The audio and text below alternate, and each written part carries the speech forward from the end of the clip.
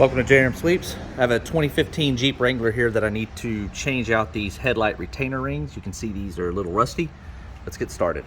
There will be 6 of these retainer clips that we'll need to remove here back behind the grille.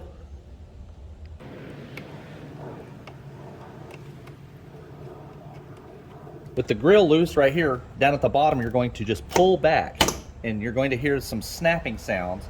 Those are just retainer clips at the base of the grille. Do this on the other side. Need to remove the bulbs here.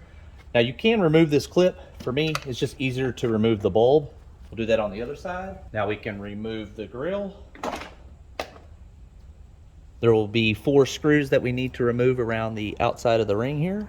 This is a size 15 star bit.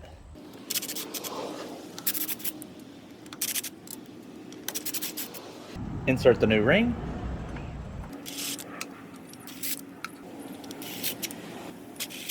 Now I need to repeat that process on the other side.